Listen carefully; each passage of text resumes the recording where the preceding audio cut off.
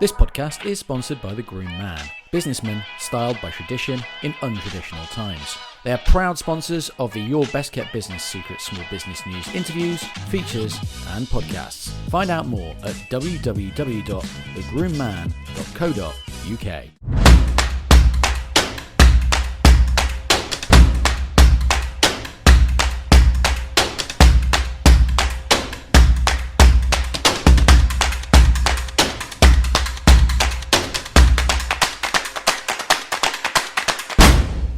So, ladies and gentlemen, on a podcast like this, it's wrong of me to always blow smoke up people's asses, to give hope where there is none, to give you the impression that if you believe in the universe, buy an online course that should be £3,000, but you can have it for an introductory price of 99p on Clubhouse.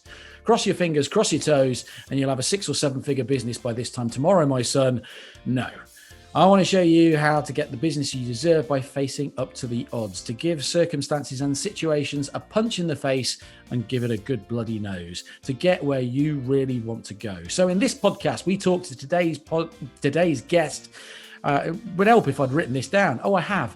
So in this podcast, we'll talk to today's guest that has done just that through hard work, determination, and probably a massive dose of sheer bloody mindedness, and saved other businesses at the same time. Today's guest built a business from the ground up with his co-founder Rob and achieved £2.7 million worth of revenue in 2019 after only 5 years. The business had over 200 clients with a team of 71 and was ambitiously targeting to double its revenue again in 2020 until, yes, that pandemic hit. Now, within weeks, over half of the clients had cancelled, paused, or downsized their campaigns, a feeling that many of you have probably had. But instead of thinking of themselves, today's guest focused on saving their clients' businesses, including bespoke campaign adjustments for every client to stabilize their sales and claw back their lost revenues. They created a free COVID-19 resource center built to help businesses across the UK and the world. And guess what? The strategy worked. The traffic spiked, new customers snowballed, and customers have turned all of their campaigns back on. In fact, they have seen 5 successive months of broken sales records. It's a story of how a leader in a business of any size can make a difference, not only to their own businesses, but those around them by doing just, well, leading and finding a way through and getting the business that they deserve. Today's guest and best kept business secret is Ryan Welmans of SoPro. How are you, Ryan? What an introduction. Thank you, Mark. Very good. Real pleasure to be here. Mate, honestly, it's great stuff. I absolutely love what you've been doing, and we will come out onto that. Let's just take you back. Let's take you back to March 23rd last year, when the proverbial hit the fan, and we were all told to, lock your daughters up, lock your doors, nobody go outside. That's it, end of the world. Walking Dead scenario was happening. What were your initial feelings when Boris announced what he announced? Yeah, well, it was scary stuff, wasn't it? I think for us, I'd even rewind the clock a little bit further back, because I remember we first started talking about it quite seriously at SoPro in January. I think we could see what was going on. We could see lockdowns for the first time in China, and then you start to see a proliferation and cases being identified in different places.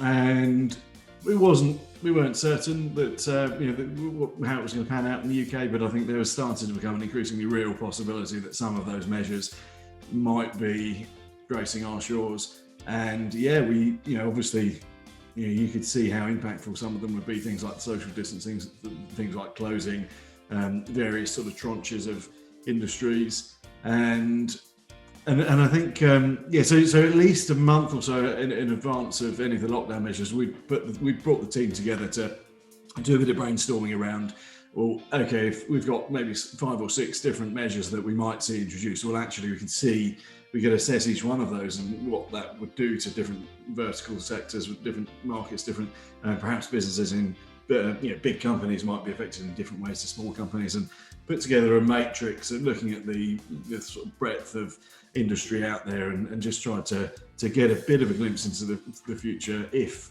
things did go the way we thought they might.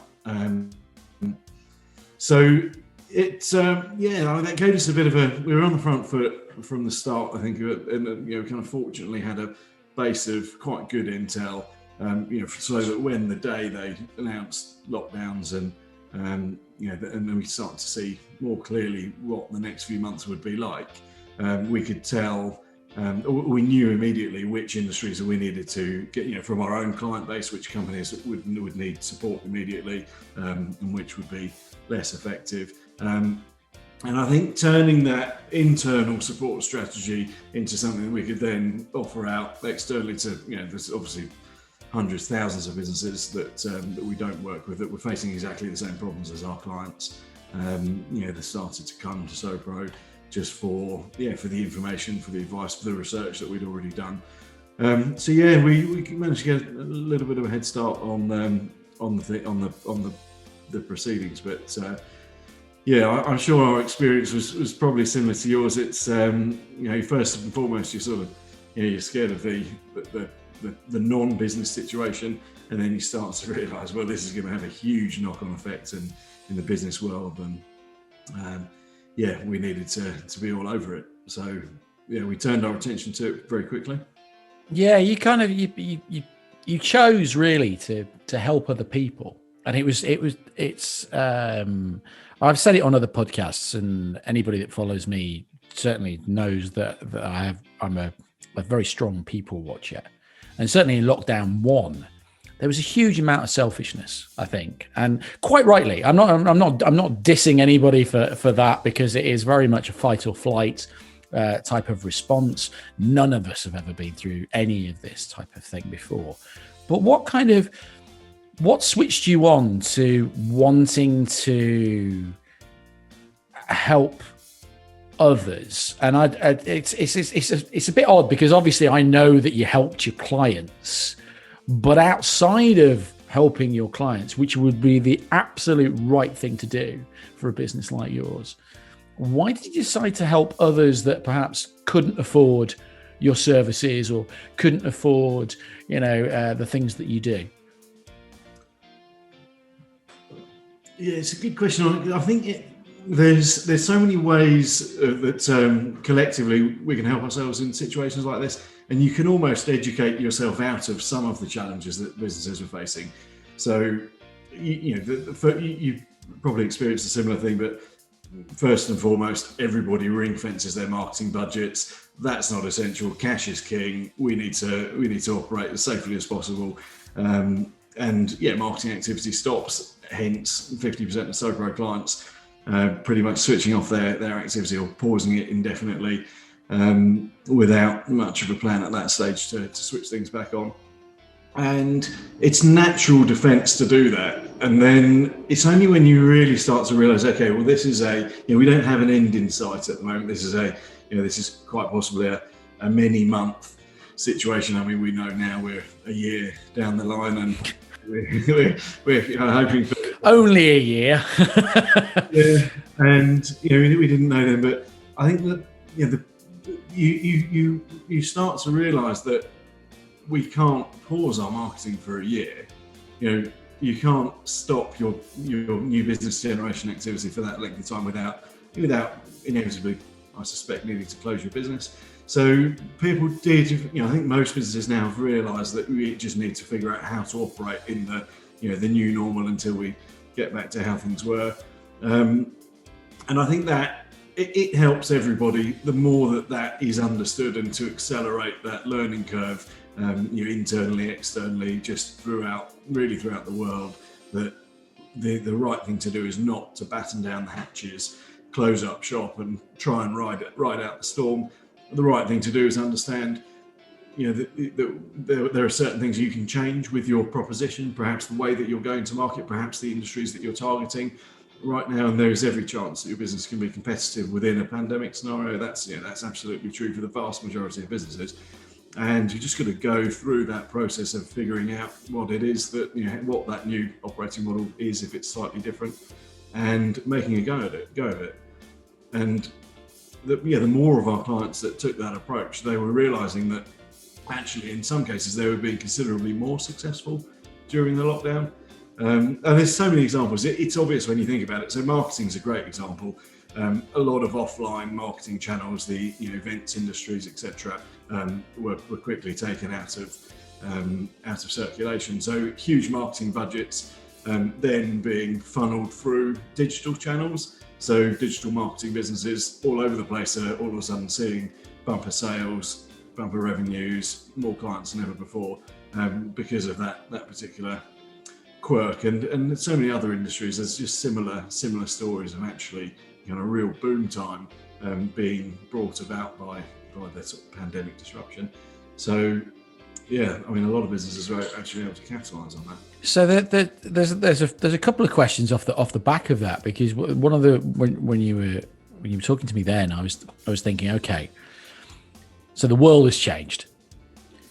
Are people through the social media channels and the digital channels, are they communicating in a different way to help them get these bumper revenues? Or is it because, it's like a double-edged sword, this one. Is it because it's more of a captive audience because everybody's in the same boat?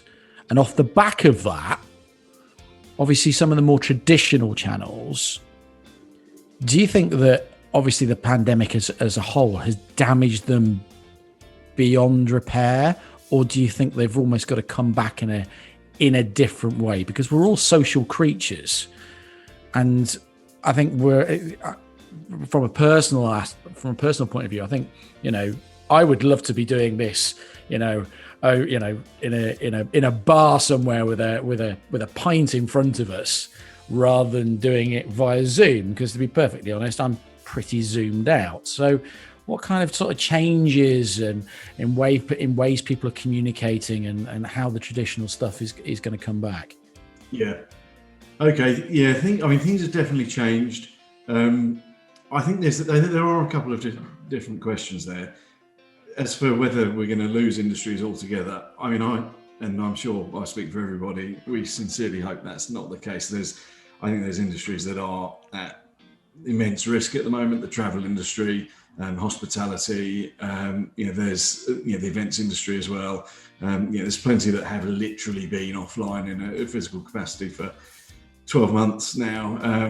That it remains to be seen how many of those come back. We have already lost lots of businesses, and there's lots of sad stories.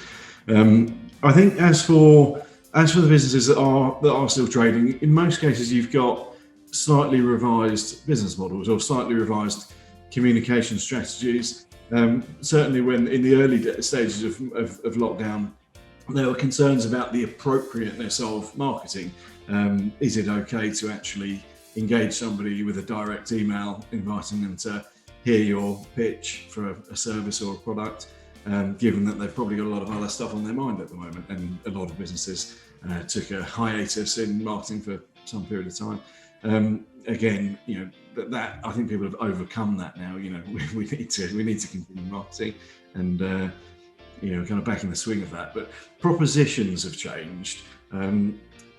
I think in the earlier days of the pandemic, propositions were, products or services were where marketing was being effective was where people were presenting their product or service as a step out of the pandemic challenges. So to help businesses get back on track, this product is a great way to do that, or this service will help you do that. Consulting firms able to come in and help you reorg your business to make the best of online business models, for example, as opposed to offline. And so just that there's definitely been a huge change in the way that services are presented. As to whether or not that'll snap back once things get back to normal, I think we're going to see a lot more digital. There's certain things that are here to stay. I think we've accelerated our adoption of digital in lots of verticals. It's hard to. I'm sure there'll be some retracement, but I think we've just moved ourselves further forward. I think slightly faster than expected. That's true in a lot of cases. Do you think it's really interesting because you touched on hospitality, you touched on the events industry. Do you think that the businesses that you've worked with that have changed their proposition have improved their proposition, probably in many cases? Do you think that they will have a better chance of growth going forward? Because my worry, and it's a slight aside here, but my worry about the events and the hospitality industry is that there is a massive assumption that we will almost go back to normal regarding those. And whilst I agree there is going to be a bounce back, I think that the pandemic and the way that we've had to change our lives, change what we've done for entertainment, change how we socially talk to people, I think after that bounce back, they're going to struggle. Because, you know, for want of a better example, if you're a restaurant and, you know, you sort of like you were half full on a Saturday because your food wasn't great, and you go back to opening up and your food still isn't great, and you haven't changed the menu and you haven't changed the ambience and you're not giving a wow factor back to people, is that actually you're going to go back to a half full or less than half full restaurant? Because part of the issue that we have is that we've all been trained to do something different. So just follow me here with this one, because it's like, you know, I think when things began to open up after lockdown 1, there were some accountant friends of mine who I was talking to, and they took their family to the pub and they took them out for a meal. And it was nice. And they said, this is great. It's a Sunday roast. We'll go out. And they bought the Sunday roast, and they bought I think it was 2 pints and 3 Cokes. And okay, he's an accountant, I grant you, but he nearly balked at the fact of the price that was being charged. And it was a case of, hang on, I was very much able to do that at home for a fraction of the price. You know, just from a bloke's point of view, I could go into a bar now and sort of like buy a round of drinks, and it's going to cost me something like about 15, 16, 17 quid, depending on where I live, obviously. But then there's part of me thinking, do you know what? I could have got 10 cans and a bottle of gin for 25, and I'm going to, and that's my night. That's that done, you know? So almost in a very long-winded way. But do you see my point where I'm starting to say the ones that have changed their proposition and changed the way they've communicated with their ideal customers and their ideal clients, do you think that they're going to be in their marketing, those are going to be the ones that are slightly more successful than the ones that are just keeping their fingers and toes crossed that we go back to normal as we did in 2019? Yeah, I think you're spot on with. Propositions have changed. The restaurant industry is a prime example.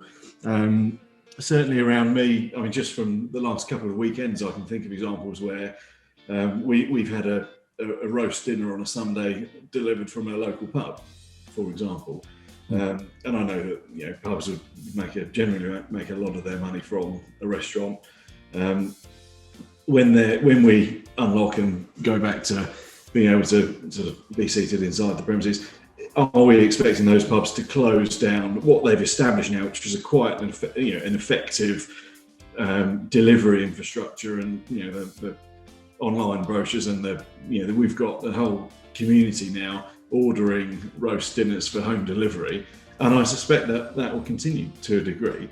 So will they close that off and just offer service in-house? No, I suspect they'll realise that their business model will be considerably more effective with in-house customers and home delivery running parallel, and anybody that hasn't taken that approach will be less competitive. So yeah, I think aspects of it will stick around for sure. That's one example. Yeah, I mean, I'm sure there are industries that will endeavour to get back to normal. Events, obviously. I think we've all. I don't know if you've had the opportunity to go to an online trade show. Yeah. It's not the same. It's not the same, is it? So as to whether they'll persevere with with all of the examples of kind of digitizing a service, remains to be seen. You've got clear examples of where some will, though, absolutely. So when it comes to communicating to your ideal customers and clients, what changes have you noticed? What things have changed? Are people having to get in touch with people more often because there's more noise out there? Because, those that aren't really have a strategy, they've probably just, thrown as much shit up the wall and kind of hope that some of it sticks. Are they communicating more with their customers and clients than they've ever done before? Or is it the quality and the content of the communication that's changed? Yeah, so we've seen there's been a huge shift into the digital outreach formats, and so we operate in that space. So SoPro are an email marketing services business, and obviously there's a lot of client inflow into us, but we're also seeing the other ways that people are using digital outreach. So I don't know if your LinkedIn inbox is particularly busy at the moment. A lot of people I speak to. Yes, it is. Yes, exactly. All going, I'd like to connect with you and sell you something in 22 seconds. Thank you very much. Cheers.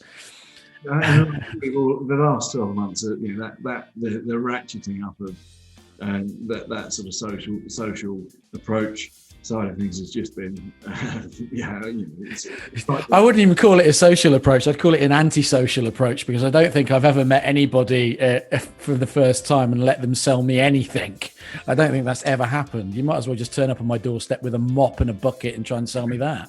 You're quite right, but I think it's almost a rite of passage. A lot of businesses go through, okay, we've got to get into, we've got to use digital mechanisms to get in touch with new customers. Let's try this, let's try that, and those companies, they generally they're not going to yield huge results, but I think they're tested often, and so there's just a lot of activity like that taking place, just sort of speculative sort of trials of digital marketing formats. You've obviously seen a huge kind of shift in spend from the physical media, print media. You've got billboards in city centres that are just not being refreshed now because the foot traffic's not there, so that ad inventory is not selling out in the way that it used to.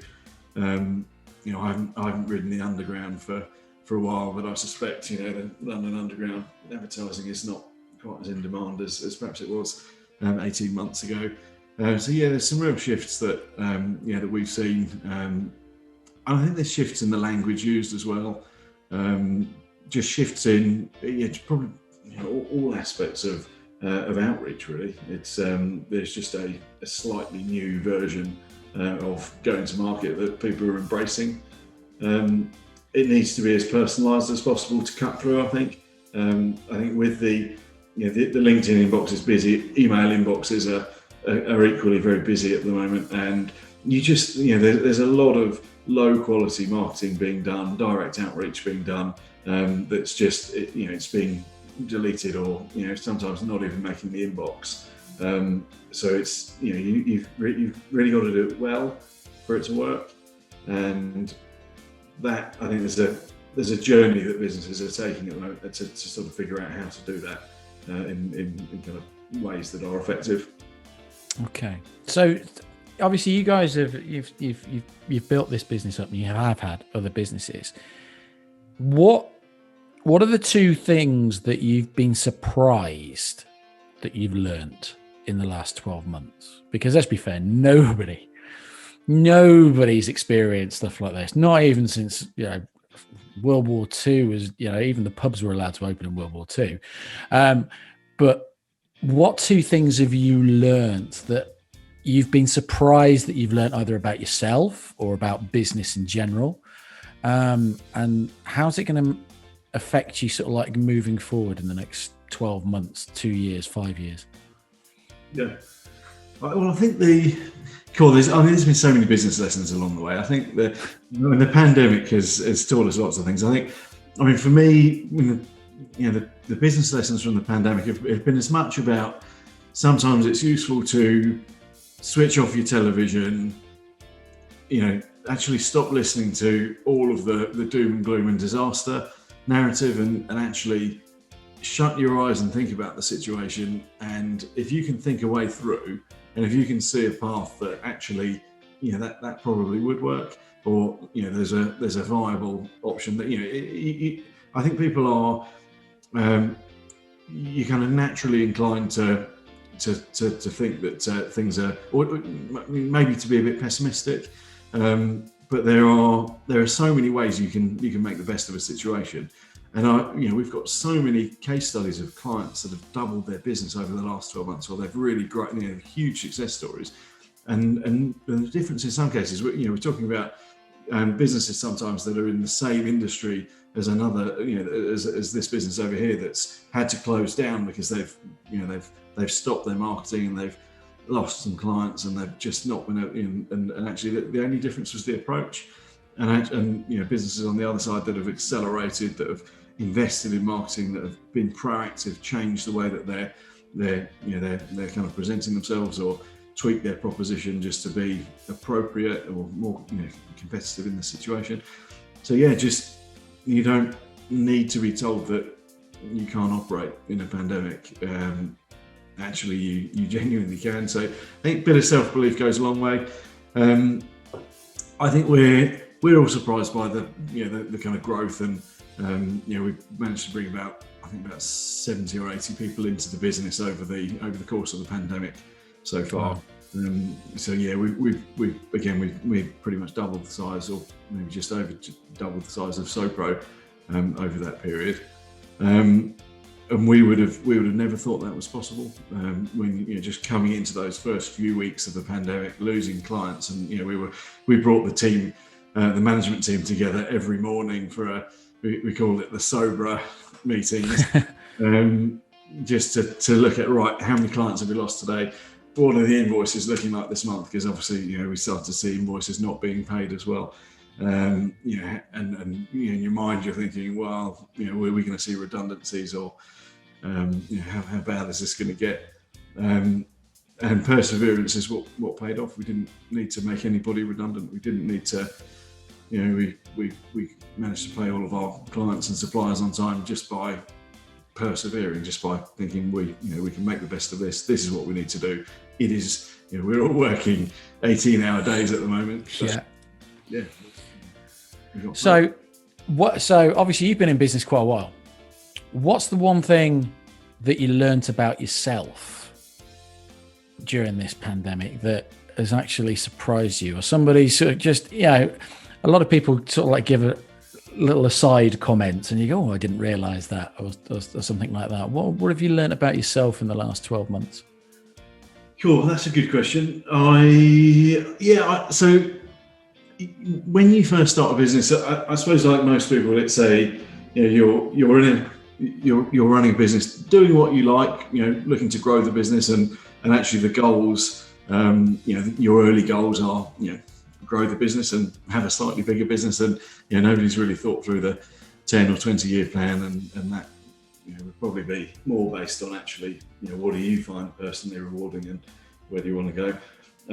I think we've learned that it is actually quite rewarding to help other businesses, and I've personally found it very rewarding as we've grown the business as well, to see growth in the individuals within the business. You start to see people building families and buying houses and paying the mortgages, and just the development of people and client businesses, other businesses.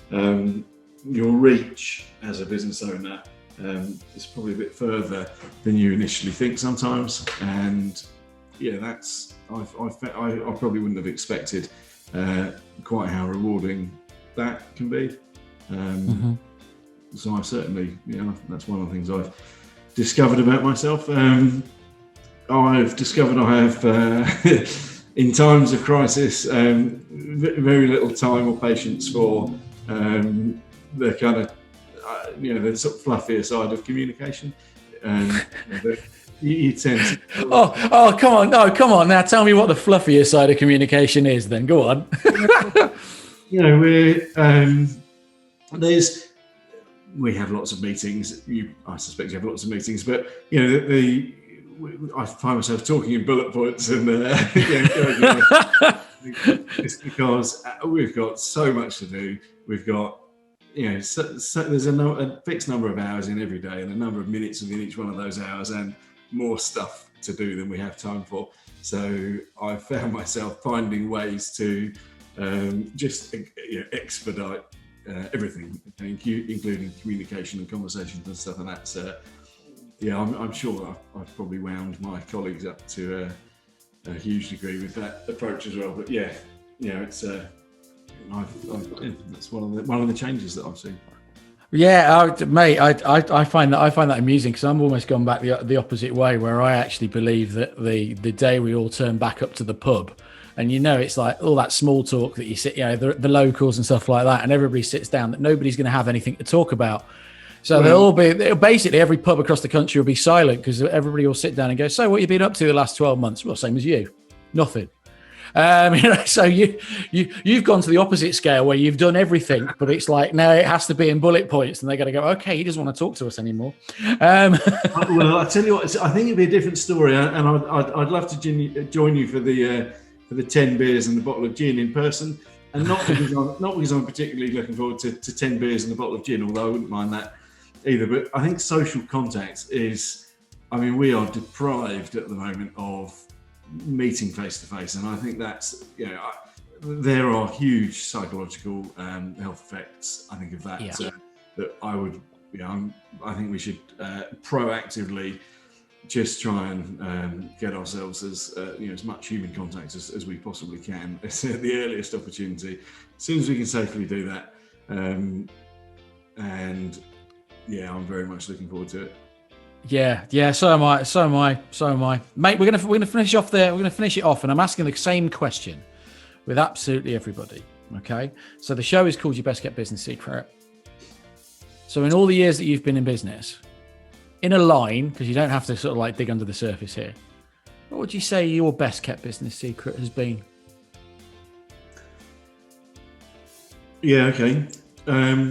I've discovered that it is. To grow a business, you're going to be able to grow and scale if you let go of things. If you can find amazing people that can do things way better than you and bring them into the right places, you can work on your business rather than working in your business. If you continue to handle everything and be involved in sales and be involved in delivery and be involved in customer success and tech and operations, for example, finance, you're only going to get to a certain size. You've only got a certain amount of bandwidth, and you just can't scale past a certain point. As soon as you embrace that, realize that you're great at what you do, but other people are far better than you in niche domains within the business. You can really unlock growth in ways that you never thought possible. Mate, I absolutely love that. You're singing from the same hymn sheet as me then, my friend. Obviously, the job that I do, I have to say that an awful lot, but you're absolutely right. And obviously, as someone that's been there and done that, mate, that's fantastic. Thank you so much. Mate, where can people find you? Where can people come and find you, find out more about you, find out about what you're doing, the platform that they can get some free advice, some free thoughts and strategies as well, and maybe even use your services? Where can they find you? Well, you can find us at SoPro.io. Yeah, there's all sorts of goodies on the site. So right now we're giving away free access to the SoPro toolset, which is a really cool toolset to help generally smaller businesses with a variety of tools to help them identify and engage with audiences to help their own prospecting activity if they're doing it in-house. We'd love to talk about supporting you with a campaign at any point. Have a look at the site, big businesses, smaller businesses. We're there prospecting as a service, SoPro.io. Come and have a look, and we'd love to talk to you. Brilliant. Ryan, all the links will be on the show notes because I put them there myself. So if you go to the show notes, you'll find all the links to Ryan and SoPro. Ryan, it's been an absolute pleasure. I know that people are going to take an awful lot out of this podcast. There are some great nuggets in there, my friend, that hopefully will change people's opinions of their own marketing and how they market. Especially what they're putting out there in that great big wilderness that we call the social media world and emails, etc. Ryan, thank you so much. Much appreciated, my friend. Real pleasure, Mark. Thanks for inviting me on. And I look forward to seeing you again soon.